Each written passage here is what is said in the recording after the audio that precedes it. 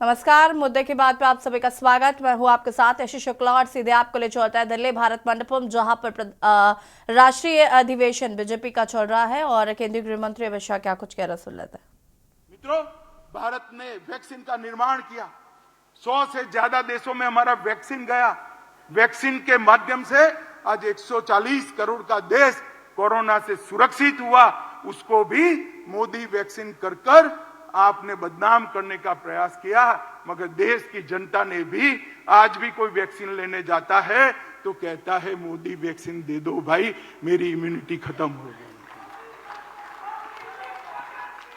Digital economy, direct benefit transfer, इसका विरोध किया। नई संसद बनाई। इतनी भव्य संसद देखकर आज पूरी देश की जनता पुलकित है, गौरवान्वित है। इसका भी आपने विरोध किया। कर्तव्य पथ बना। आपको राजपथ नाम अच्छा लगता था, कर्तव्य पथ का भी विरोध किया। भारत मंडपम में कोर्ट से उसको रोकने का प्रयास किया। यशोभूमि को भी रोकने का प्रयास किया। डाटा प्रोटेक्शन का विजनरी बिल, इसका भी विरोध किया। और अंत में रामलल्ला की प्राण प्रतिष्ठा का भी आपने विरोध किया। मित्रों, एक कांग्रेस डिनायल मोड में आ चुकी। पूरे देश की जनता को मैं कहना चाहता हूं, 5 साल का पार्लियामेंट के अंदर कांग्रेस का हिसाब किताब निकालिए। इन्होंने पार्लियामेंट के अंदर शोर शराबे और बहिष्कार के अलावा कुछ नहीं किया। हम भी विपक्ष में रहे, 10 साल तक बैठे, आगे पूरा जीवन विपक्ष में। हम रचनात्मक विपक्ष की भूमिका निभाते, अच्छा है उसका समर्थन करते थे और आपके भ्रष्टाचार को भी हमने उजागर किया। मगर आपने, क्योंकि भ्रष्टाचार है नहीं, बाहर जाना ही उचित समझा। मित्रों, इंडिया अलायंस अहंकार से युक्त है। वो सहन ही नहीं कर सकते। वो ऐसा मानते हैं कि देश का प्रधानमंत्री वो ही बन सकता है जो बड़े परिवारों से आता है। वो सहन नहीं कर सकते। एक गरीब मां का बेटा अब देश का प्रधानमंत्री बनकर देश को चला रहा है। ये अहंकार उनको भारतीय जनता पार्टी के खिलाफ खड़े। ये परिवारवादी राजकुमार सारे के सारे इकट्ठा होकर हमारा विरोध कर रहे। मोदी जी ने 40 से ज्यादा नीतियां बनाकर इस देश को नीतियों के आधार पर चलाने का काम किया। मैं पूरी सूची बोलना नहीं चाहता मित्रों। पॉलिसी पैरालिसिस हो गया, ऐसी पूरी दुनिया मनमोहन सिंह सरकार को कहती थी। आज मोदी सरकार ने हर क्षेत्र की 40 से ज्यादा पॉलिसी बनाकर पॉलिसी के आधार पर शासन कैसा हो सकता है, उसका उदाहरण पूरी दुनिया में रखने का काम नरेंद्र मोदी जी ने किया। और मित्रों,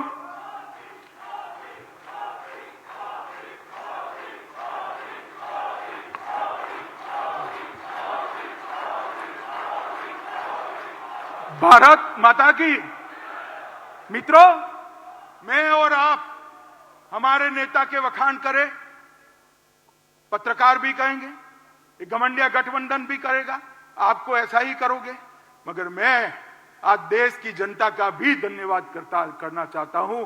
आपने बार बार भारतीय जनता पार्टी को आशीर्वाद देकर, मोदी जी को आशीर्वाद देकर अपना समर्थन देता है। आज देश के 70 राज्यों में, 17 स्टेट्स में एनडीए की सरकार है। 58% हिस्से पर, जिसमें 57% आबादी है, वहां एनडीए का रूल है। गुजरात में हम लगातार 6 चुनाव जीते। मध्य प्रदेश में 21 सालों से शासन में है। गोवा में 3 बार जीते। उत्तर प्रदेश में 2 बार जीते। उत्तराखंड में 2 बार जीते। हरियाणा में 2 बार जीते। अरुणाचल में 2 बार जीते। आसाम में 2 बार जीते। त्रिपुरा में 2 बार जीते। मणिपुर में 2 बार जीते। और छत्तीसगढ़ और राजस्थान में भी 3-3 टर्म तक मैंडेट मिला था। और फिर से चौथा मैंडेट छत्तीसगढ़ और राजस्थान की जनता ने दिया है। बिहार, महाराष्ट्र, मेघालय, नागालैंड और सिक्किम, वहां एनडीए को बार बार आशीर्वाद मिला। मित्रों, ये जनादेश जो है वो मैं मानता हूं मोदी जी का परिश्रम, मोदी जी की नीतियां, मोदी जी के परफॉर्मेंस पर 140 करोड़ की जनता का ठप्पा है, जो इंडिया अलायंस को नहीं दिखाई।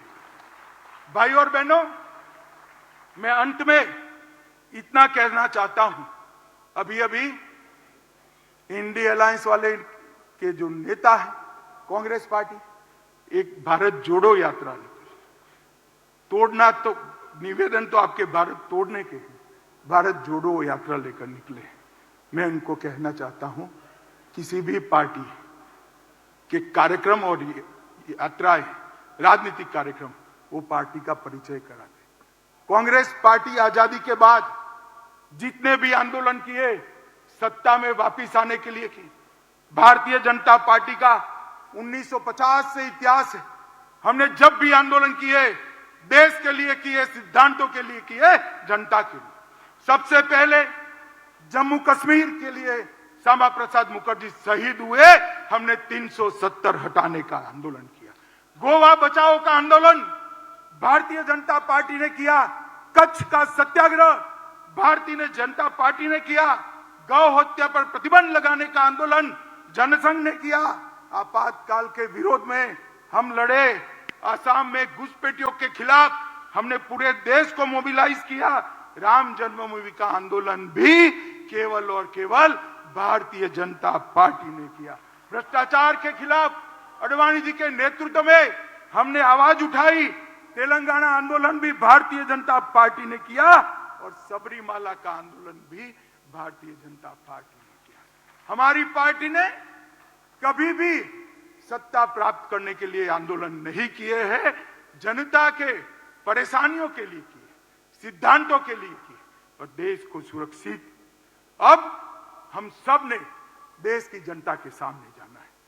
देश की जनता को स्पष्ट बताना पड़ेगा, एक और ये परिवारवादी पार्टियां हैं और दूसरी ओर एक गरीब मां का बेटा इस देश का प्रधानमंत्री बना है। आप किसको पसंद करें? एक और 60 साल से भ्रष्टाचार की गंगा जिस पार्टी से बहती है वो कांग्रेस पार्टी है और दूसरी ओर 23 साल से शासन में होने के बावजूद भी कपड़े पर एक भी दाग नहीं लगा, ऐसा नरेंद्र मोदी है। एक और तुष्टीकरण की राजनीति करने वाला एक घमंडिया गठबंधन है और दूसरी ओर राष्ट्रभक्ति और राष्ट्रवाद से ओतप्रोत भारतीय जनता पार्टी है। आप किसको सिलेक्ट करोगे? एक और कुछ बनने के लिए राजनीति में आए हैं और दूसरी ओर भारत माता को सर्वस्व समर्पित कर पूरा जीवन देकर काम करने वाले व्यक्ति है। एक और हर साल 3 महीने विदेश में वैकेशन करने वाला नेतृत्व है और दूसरी ओर 23 साल से एक भी छुट्टी न देने वाला कर्तृत्ववान नेतृत्व। एक और दिशा विहीन राजनीति है, दूसरी ओर एक युग दृष्टा नेता के नेतृत्व में महान भारत की रचना को आगे बढ़ाने वाली भारतीय जनता पार्टी है। देश की जनता को हमने बताना पड़ेगा, घर घर जाना पड़ेगा। मित्रों, मोदी जी ने आजादी के अमृत महोत्सव के वर्ष में हर भारतीय के मन में देशभक्ति की भावना जागरूक की, हर युवा को आजादी के आंदोलन से वाकिफ कराया है और 75 वर्ष की सारी सिद्धियां इरिस्पेक्टिव ऑफ पार्टी देश की जनता के सामने रखी है। और सबसे बड़ी बात, आजादी के बाद जब अमृत काल में शताब्दी तक पहुंचेंगे तब महान भारत की रचना का संकल्प मोदी जी ने 140 करोड़ की जनता के मन में प्रत्यारोपण किया है। तो बहुत बड़ी बात है। एक सामूहिक चेतना, एक सामूहिक संकल्प और संकल्प को सिद्ध करने का सामूहिक पुरुषार्थ इतने बड़े देश में जागरूक कोई और ही कर सकता है। मित्रों, हमारा नेतृत्व, हमारा नेता संवेदनशील है। मोदी जी संवेदनशील है, हम सब जानते हैं। जनता की तकलीफों को जानते हैं, जनता की भावना को समझ। एक युग दृष्टा नेता है, वो कर्मठ है, कठोर परिश्रम करते हैं, कठोर निर्णय लेने में भी पीछे मुड़कर नहीं देखते हैं। चीन के सामने सीना तान कर खड़े रहते हैं और पाकिस्तान के घर में घुसकर सर्जिकल स्ट्राइक भी करते हैं। नोटबंदी, गरीबों के कल्याण के लिए नोटबंदी, यही नेतृत्व ने की। विश्व मित्र की भारत की छवि भी हमारे नेता ने ही बनाई। वैक्सीन के माध्यम से 100 से ज्यादा देशों के कोरोना काल में उन्होंने बड़ा मातृशक्ति को भगवान की तरह भक्ति से पूजा करने वाला नेतृत्व बहुत सालों बाद देश को मिला है। विधानसभा और संसद में 33% रिजर्वेशन नारी शक्ति वंदन अधिनियम से नरेंद्र मोदी जी ने लिया और जाति की कल्पना जो सदियों से इस देश में थी, इसको समाप्त कर गरीब, युवा, महिला और किसान, ये 4 वर्ग को समाहित कर साच अर्थ में संविधान की स्पिरिट को मोदी जी ने नीचे उतारा है, नीचे तक उतारा है। मैं मोदी जी को जानता हूं। मोदी जी दीपक की लौ की तरह है, जो खुद जलकर अंधेरों को काटने का काम करते हैं। जिस तरह से दीपक की लौ कभी नीचे नहीं जा सकती, उस तरह से मोदी जी का काम और विचार भी ऊर्ध्व गति वाले हैं, वो कभी नीचे की ओर नहीं आ सकते।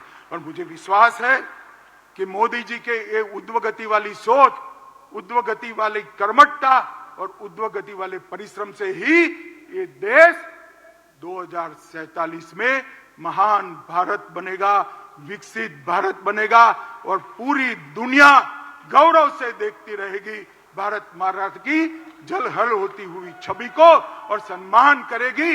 एक और मैंडेट देश की जनता के सामने बड़ी विनम्रता के साथ मांगिए कि हमारा उद्देश्य केवल और केवल 140 करोड़ की जनता की सेवा करना है और देश को महान करना है, और वो केवल और केवल नरेंद्र मोदी जी कर सकते हैं और कोई नहीं सकता। मित्रों, इस प्रस्ताव को आप सभी लोग पूरे देश में लेकर घर घर जाएंगे, ऐसा मुझे विश्वास है।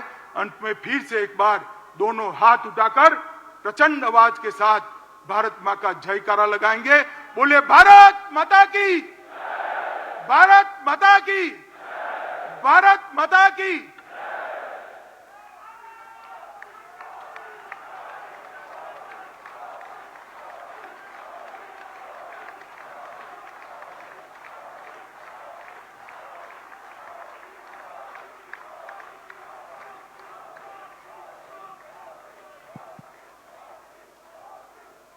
अभी आपने भाजपा देश की आशा और विपक्ष की हताशा इस प्रस्ताव का प्रस्तावक के रूप में ओजस्वी और प्रेरणादायी वक्तव्य हम सबको अमित भाई का सुनने को मिला। अमित भाई को बहुत बहुत धन्यवाद। इसी प्रस्ताव को अनुमोदन करने के लिए हमारे वरिष्ठ नेता, वर्तमान में भारत सरकार में मंत्री, पूर्व में झारखंड के मुख्यमंत्री सम्माननीय, और यहाँ पर आपने केंद्रीय गृह मंत्री अमित शाह को सुना, जिन्होंने विपक्ष पर जमकर निशाना साधा, साथ ही साथ 10 साल के प्रधानमंत्री नरेंद्र मोदी की उपलब्धियां भी बताई। रुकेंगे एक छोटे से ब्रेक के लिए, जॉल हाजिर होता है। आप देख रहे हैं के न्यूज, खबरों का सारथी। ब्रेक के बाद एक बार फिर से आप सभी का स्वागत है और ले चलते हैं दिल्ली, जहां पर भारत मंडपम में राष्ट्रीय अधिवेशन बीजेपी का आज दूसरा दिन है।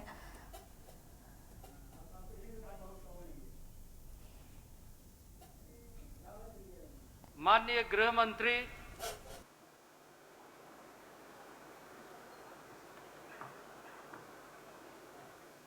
आदरणीय अमित शाह जी ने जो प्रस्ताव के रूप में हमारे सामने प्रस्तुत किया है, भाजपा देश की आशा और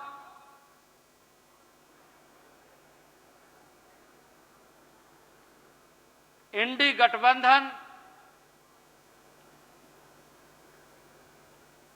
निराशा, हताशा, इसमें माननीय गृह मंत्री जी ने जिस ढंग से हम सब के सामने पूरे देश के राजनीतिक वस्तु स्थिति को,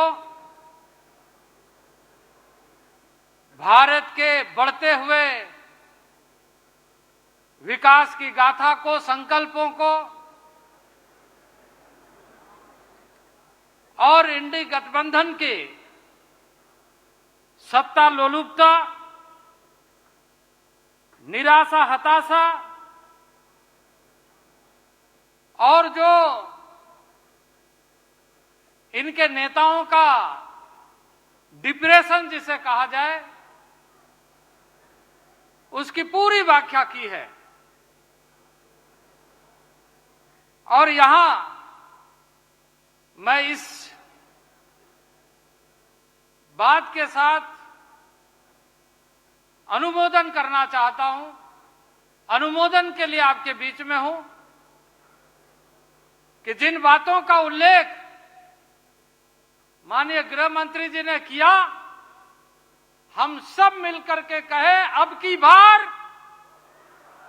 अब की बार, अब की बार, फिर एक बार, फिर एक बार, फिर एक बार। मित्रों, कांग्रेस के नेतृत्व में इंडी गठबंधन और इंडी गठबंधन के लोगों का, नेताओं का, उनके चरित्र का, परिवारवाद का, सारे विषय आपके सामने आए। आज जहां एक तरफ आदरणीय नरेंद्र भाई मोदी के नेतृत्व में, यशस्वी प्रधानमंत्री के नेतृत्व में देश विकसित भारत का संकल्प लेकर लगातार आगे बढ़ रहा है और विकसित भारत से अब हम इस देश को 2047 में विकसित भारत के साथ साथ दुनिया के अंदर दिव्य भारत के रूप में देखेंगे। इसलिए दिव्य भारत के रूप में कि 22 जनवरी को जिस तरीके से देश के यशस्वी प्रधानमंत्री जी ने